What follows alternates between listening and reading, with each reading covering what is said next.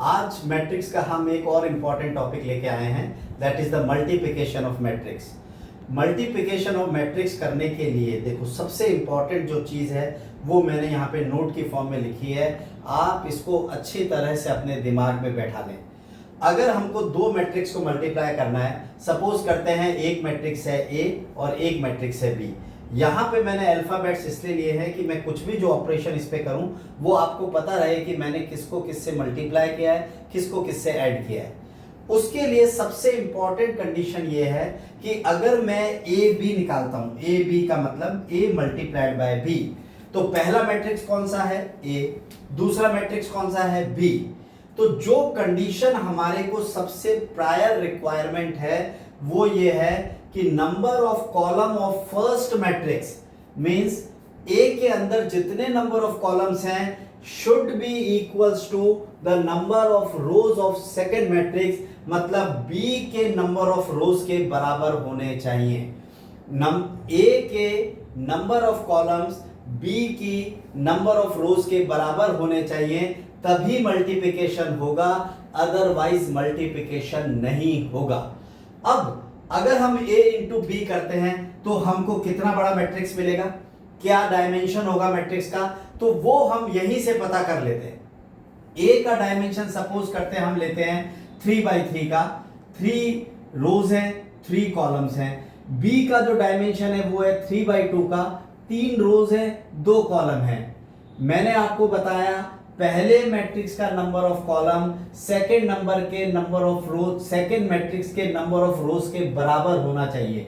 तो जो चीज बराबर होनी चाहिए उसको आप काट दें, बचा कितना 3/2, मतलब अब जो हम मैट्रिक्स बनाएंगे वो कितने बाई कितने का बनेगा, वो आपके पास बनेगा 3/2 का, मतलब नंबर ऑफ रोज कितनी होंगी 3, नंबर ऑफ कॉलम्स कितने होंगे 2। आया बच्चों समझ में? इसका मतलब टोटल 6 एलिमेंट हमारे पास होंगे इस मैट्रिक्स के अंदर। हम यहां पे इसको ड्रॉ करते हैं जैसे 1 2 3 4 5 और 6, ये 6 एलिमेंट हमारे को इस मैट्रिक्स के अंदर होंगे। तो आप ध्यान रखें, जो आपको मैट्रिक्स दे रखे हैं उससे आपको पता चल जाएगा कि रिजल्टेंट मैट्रिक्स या जो रिजल्ट का मैट्रिक्स होगा उसका डायमेंशन क्या होगा। अब मल्टीप्लिकेशन करते कैसे, बहुत ध्यान से सुनना बच्चों। सबसे पहले हम लोग फर्स्ट रो लेंगे, फर्स्ट रो, और इसका हम लोग लेंगे फर्स्ट कॉलम। फर्स्ट रो को किससे मल्टीप्लाई करेंगे, सेकेंड मैट्रिक्स के फर्स्ट कॉलम से मल्टीप्लाई करेंगे, और करस्पॉन्डिंग एलिमेंट्स को मल्टीप्लाई करेंगे। a into P A P plus b into R B R plus c into T, first position को फर्स्ट पोजीशन से, सेकंड को सेकंड, थर्ड को थर्ड। अब आप देखें क्या ले रहे हैं, फर्स्ट रो फर्स्ट कॉलम, मतलब ये वाला element first row first column. तो यहां पे हम लिखेंगे a को p से मल्टीप्लाई करें तो क्या आ जाएगा ap, प्लस का साइन लगाएं। b को किससे मल्टीप्लाई करें r से तो क्या आ जाएगा br, c को किससे मल्टीप्लाई करेंगे t से तो क्या आ जाएगा ct। तो ये तीनों को जब हम जोड़ेंगे तो हमको एक एलिमेंट मिलेगा, फर्स्ट फर्स्ट मतलब फर्स्ट रो और फर्स्ट कॉलम का एलिमेंट मिलेगा। इसी तरह से अब हम फर्स्ट रो को सेकंड कॉलम से मल्टीप्लाई करते हैं। a को q से करेंगे तो देखो फर्स्ट रो सेकंड कॉलम, तो ये फर्स्ट रो सेकंड कॉलम यहां पे लिखा जाएगा a को q से किया तो aq, प्लस का साइन लगाएंगे। b को हमने किया s से तो bs, और c को हमने किया p से तो आ जाएगा cp। इस तरह से फर्स्ट रो का सेकंड कॉलम का एलिमेंट मिल गया। इसी तरह से हम लोग सेकंड रो को फर्स्ट कॉलम से मल्टीप्लाई करेंगे, this is second row first column. यहां पे हम लिखेंगे तो हमारे पास आ जाएगा dp plus er plus ft। इसी तरह से सेकंड रो को सेकंड कॉलम से करेंगे, सेकंड रो सेकंड कॉलम, यहां पे हमारे को एलिमेंट मिलेगा dq plus es plus fp। Corresponding element को मल्टीप्लाई करके और जोड़ना है। फिर आप देखेंगे थर्ड रो हम लोग लेके चलते हैं और फर्स्ट कॉलम से मल्टीप्लाई करते हैं, दिस इज थर्ड रो और फर्स्ट कॉलम। यहां का एलिमेंट मिलेगा g को p से मल्टीप्लाई करेंगे तो gp प्लस H को R से करेंगे तो HR, और M को T से करेंगे तो हमारे पास आ जाएगा MT। इसी तरह से थर्ड रो को सेकंड कॉलम से करेंगे तो आ जाएगा G को Q से करेंगे तो GQ प्लस HS, और प्लस आ जाएगा हमारे पास MP। इस तरह से 6 एलिमेंट्स हमारे पास आ जाएंगे। इसको और क्लियर करने के लिए मैं आपको एक न्यूमेरिकल एग्जांपल लेके बताता हूं, जिससे आपको और ज्यादा क्लियर हो जाएगा।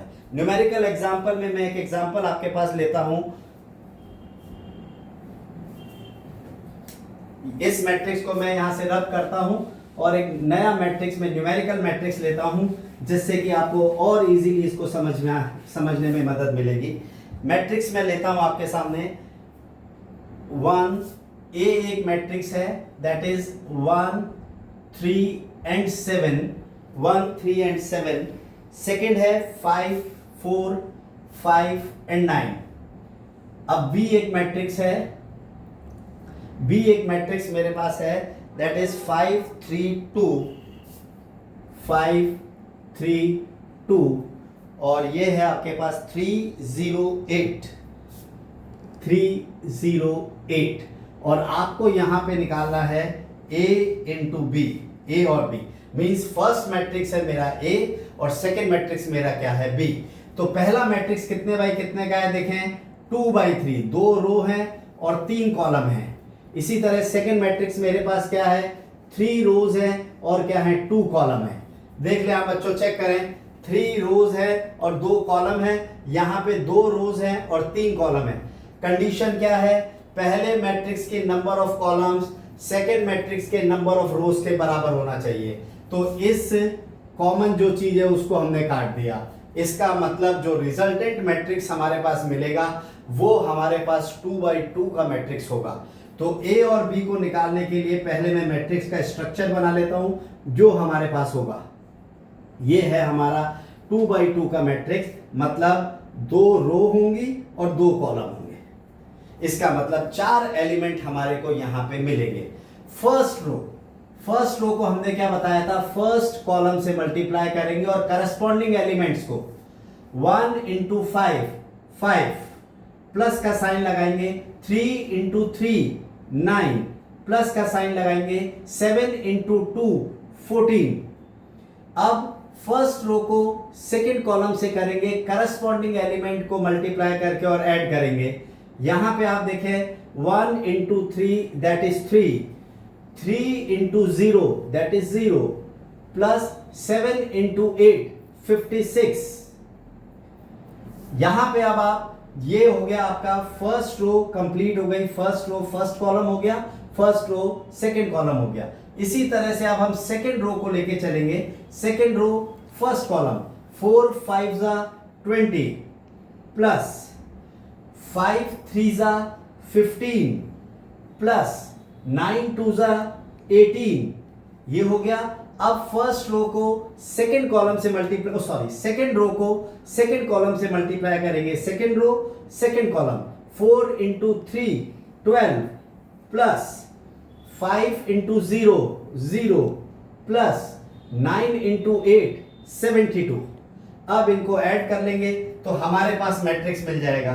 ए बी का मैट्रिक्स हमारे पास आ जाएगा, इसको ऐड करते हैं 8 और 2 28, और इसको ऐड करते हैं तो दैट इज 59 हो गया। इसको ऐड करेंगे 53 हो गया, और इसको ऐड करेंगे 84 हो गया। तो हमारे पास जो रिजल्ट आ गया A मल्टीप्लाइड बाय B, वो हमारे पास हो गया 28 59 53 84। Thank you.